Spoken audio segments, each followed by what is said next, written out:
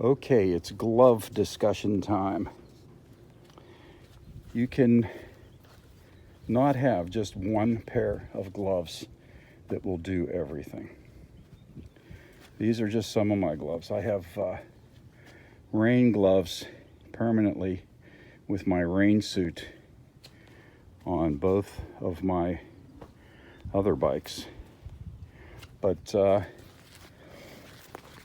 gloves are very important because you go to put your hands down every time you go down. You can't help it. There's two things you always do if you misfortunately end up on the ground. You tend to keep your head up off the ground to see where you're going, like you're sled riding, and you put your hands down. Did you ever get a paper cut?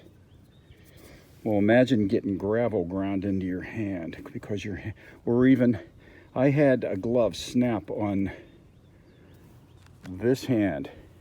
It just snapped in the seam. I had a road race track accident. I slid off, put my hands down, and the glove snapped at the seam. The skin on this part of my hand rolled up like rolling up the lid on a can of sardines. And there was no blood. It just stretched the skin and it snapped and rolled up, and I just rolled it back and put some tape on it, and it healed. It was this hand. But yeah, you always put your hands down first. Now, never buy buffalo leather anything. You can pull buffalo leather apart with your fingers like it was tissue paper. Maybe not that weak, but it's the garbage leather. Never buy a buffalo leather jacket. All right, you have gloves I have this pair of gloves. They are Icon Super Duty gloves. I have two pair. These gloves here, I know I bought them before 1997 because that was the last year I worked part-time in a motorcycle shop. And I bought these while I worked there. So these are pre-1997. These gloves look how sun bleached they are. They're made of, deer skin. I'm pretty sure they are made of deer skin. And they're a little pricey. They're around $65. And they're the best gloves I have ever owned, ever. They do not stretch, so you have to buy them. And I've dunked them and I've put them in a bucket of water to try to get them to stretch. They won't stretch. I've actually had to cut this glove. I cut that cushion on the knuckles. You can see where I put slices in it because it was just too tight and I could not get the glove to stretch. I have had to touch up the stitching. They use quality thread and they double stitch the gloves. You can see the double row of stitching. But these are the best gloves I've ever seen. I've had to replace the Velcro, had to sew it on. When you have leather stuff and you have it for a long time, you got to be good at sewing. But these are the best gloves I've ever had, and I bought white ones in my size. You can see thread left over where I had to do a couple stitches. Nothing serious. But they have this cushion on the back and these cushions on the back of the knuckles and on the fingers. And that is for if you go down, you're not really going to put that part of your hand on the ground, but you can have things kick up from following a truck or a car and they kick up a stone. If that hits you on the fingers and your fingers are trapped between your handlebar and whatever's coming back, you're going to feel that. So that is meant to protect your hands for a couple reasons. These are general all-use gloves in normal temperatures. My hands were black for a few years from the dye in these gloves. But after about 10 or 15 years, they stopped bleeding. But anyway, those are the best. They're made by Icon. They're called the Super Duty glove. And I've never had a pair of gloves better. I bought these these are perforated. They have a hard plastic knuckle protector. I'm not real crazy about Velcro. Holding the glove on, that's not too dependent on the Velcro. But these gloves were okay. I don't know what they're made of. But that's for hot weather riding, they supposedly, but I don't notice them being any cooler than gloves that aren't perforated. Now, when you head out in the morning and it's 70 degrees, okay, then you're on your way home and it gets cold. All right, you want to keep the wind from going up your sleeves. So you get a pair of gloves that have gauntlets. These are unlined gauntlet gloves. I didn't want, the thinner the gloves, the more you can feel the clutch engagement, you know, finesse the throttle, finesse the front brake, the thinner the gloves are. These are pretty generic, but gauntlet, and I've had these for over 20 years. You can tell by how worn they are, but they are leather. And when you really get cold, these are electric gloves. There's the plug. There's the wire. You put them wired down each sleeve across your shoulders and have it coming out your sleeves. You hold them with your fingers and put your jacket on, and then you plug the gloves in. And if you ever get electric gloves, they both have to be plugged in or you'll burn one of the gloves out if one of the plugs comes out. All right, they're a little too bulky, and it's hard to work the controls. They're a little thick. I like electric heated grips better than I like these gloves. But electric heated grips don't keep the wind off the back of your hands. So it's a 50-50 deal.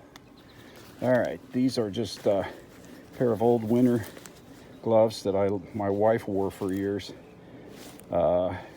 They just never fit me. I bought these, geez, I remember. I bought these in 1982 when I sold Hondas.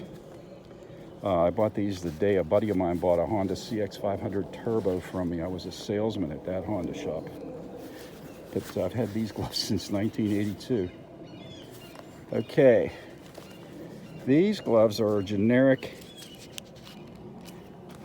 They're kind of loose, and I don't know what the material is inside, but they always feel musty inside.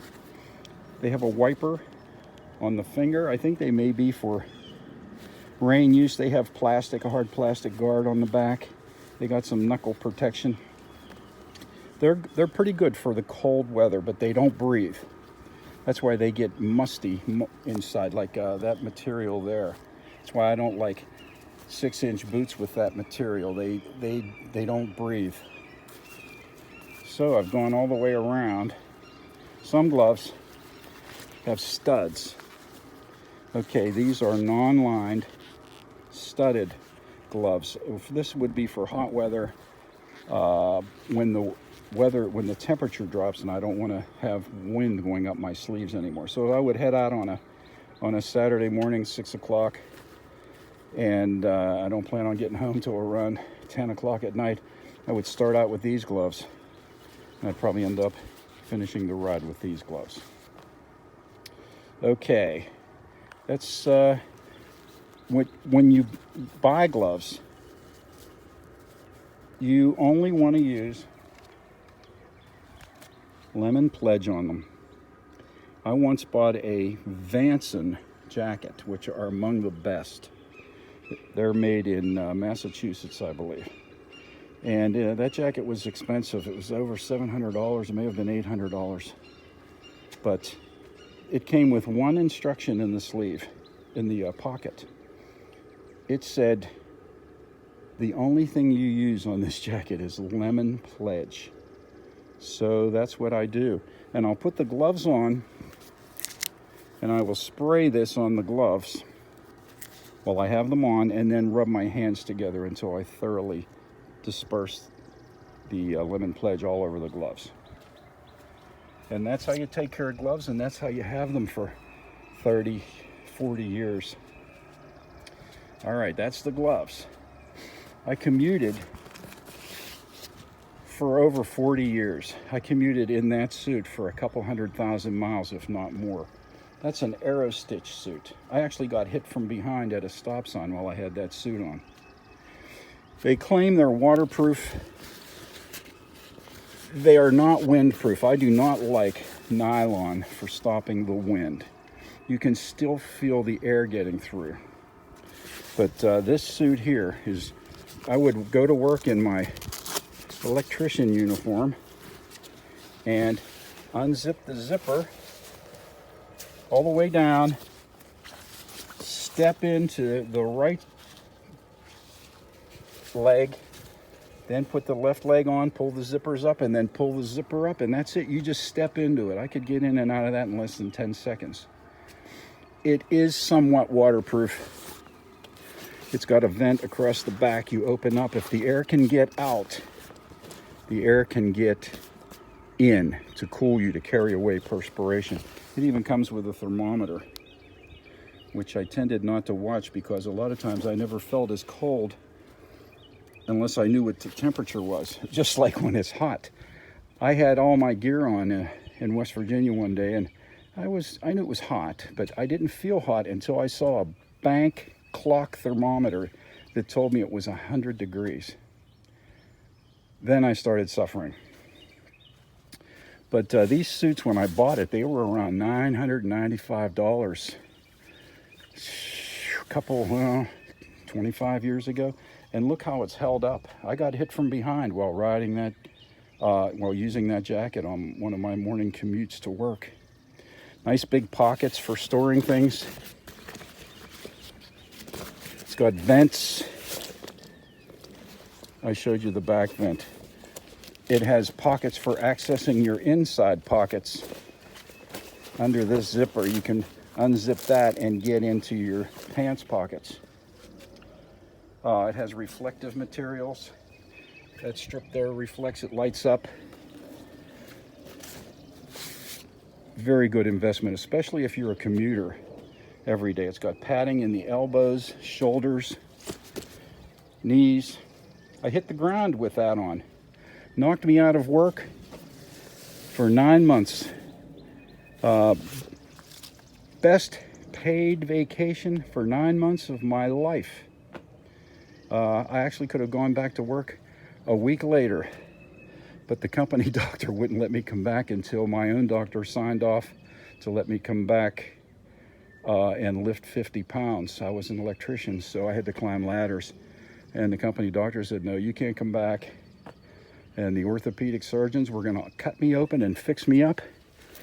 And I just went to my chiropractor for the hell of it to see what he thought.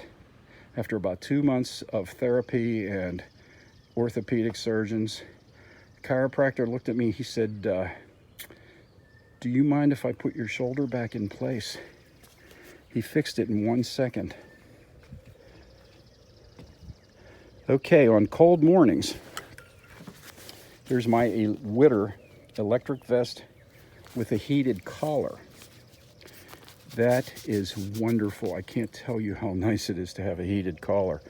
It has the thermostat, which I don't think is really important. This is an old style thermostat from my other. I have a heated Witter electric vest that has a V here. But once I got a taste of heated collar, I never went back. But these are great. Heated clothing, heated gloves, heated vest. You have to buy, when you're gonna have, you can't have one jacket that's gonna work all year. You have to have one that you have room to put more clothing under. Just like motorcycle riding boots, you have to have a pair that's gonna work on normal summer days.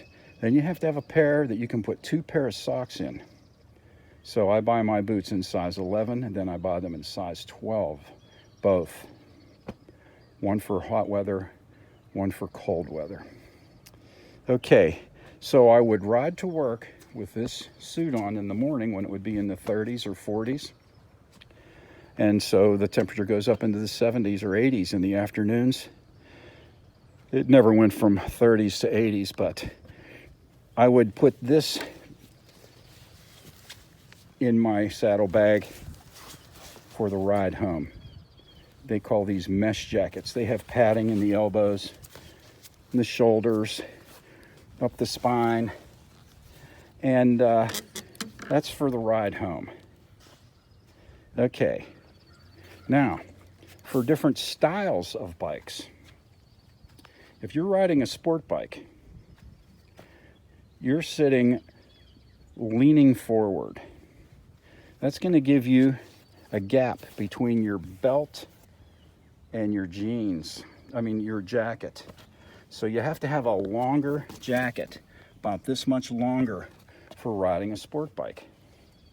This jacket here comes with a liner. It's not in there right now, but it has these nylon breather panels under the arms in the front there. It's got vents in the back you can open and close with a zipper.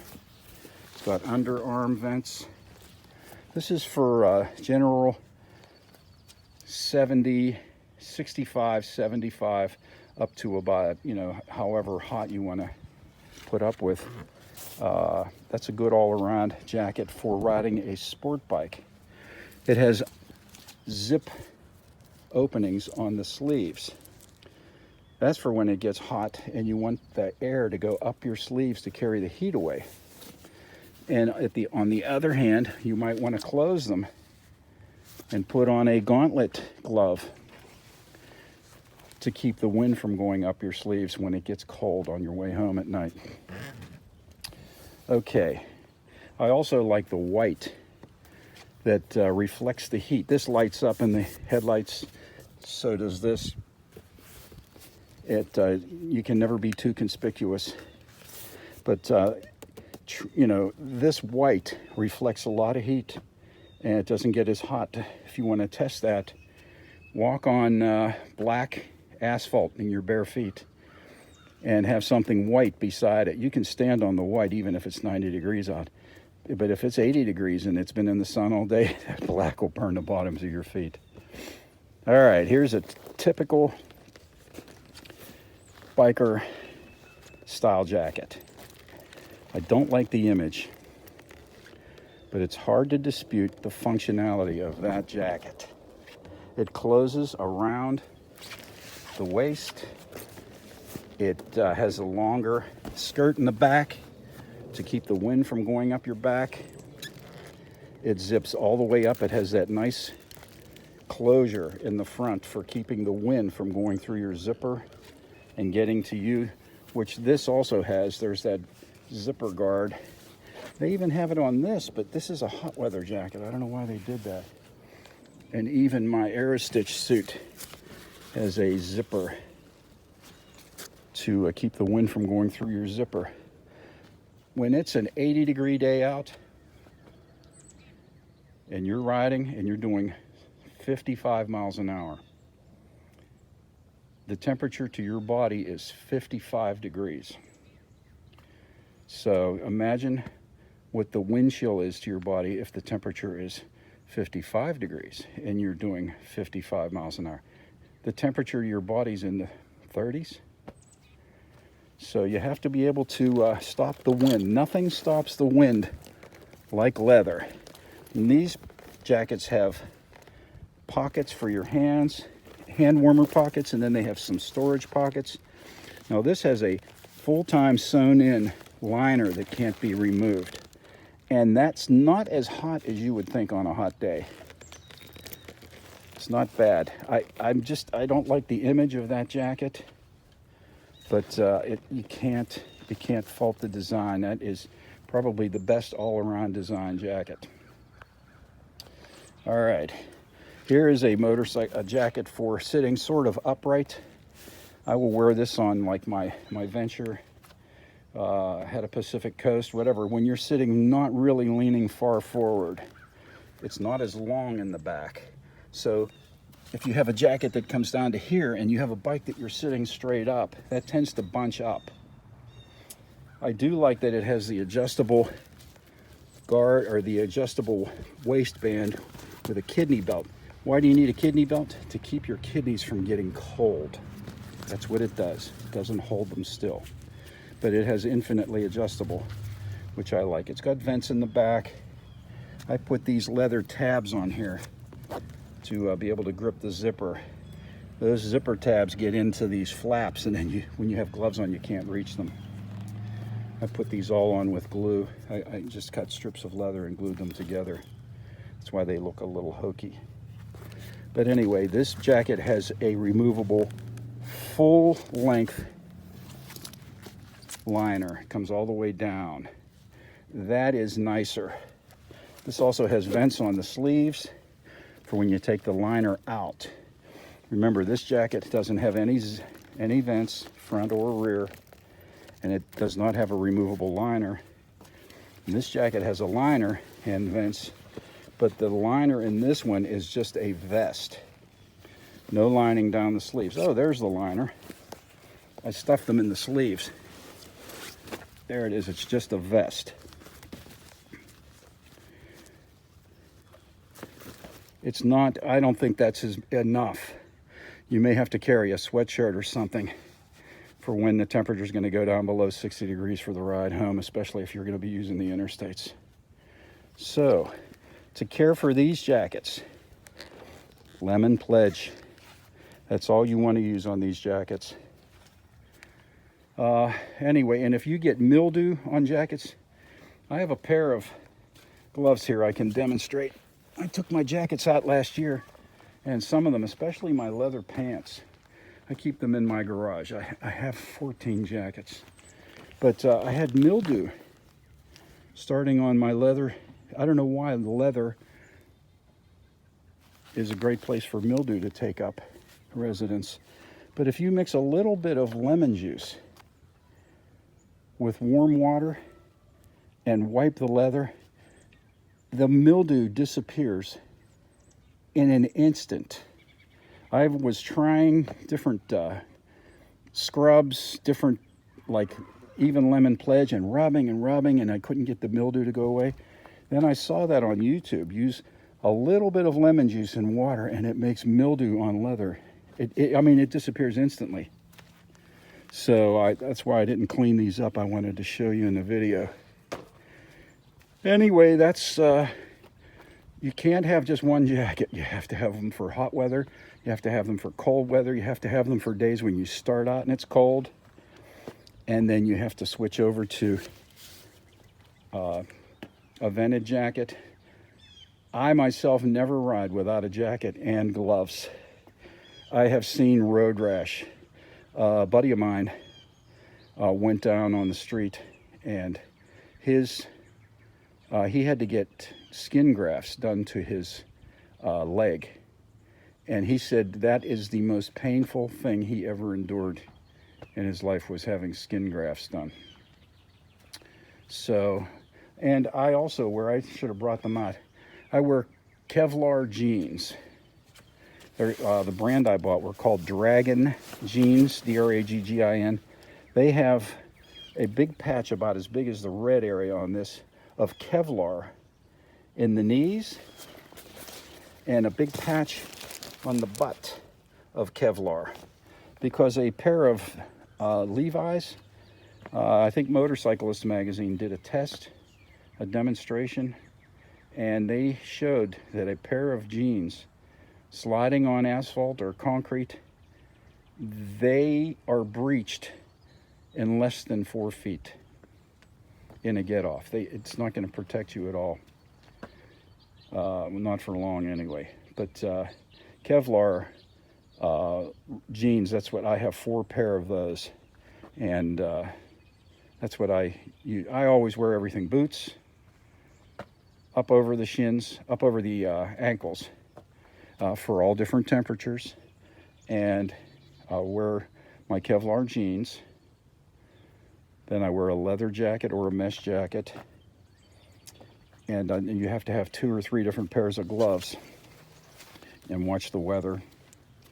But that's why you have to have a trunk or a tank bag so you can carry all this stuff, along with everything else like a rain suit. But nothing stops the wind like leather, and nothing lasts as long as leather. Nylon jackets are hot. They have, I've had Dakar replica jackets. I've had the waxed cotton Belstaffs from England, and I've had the Belstaff nylon. I think they would call it an enduro jacket. They're 3/4 length. I've had those.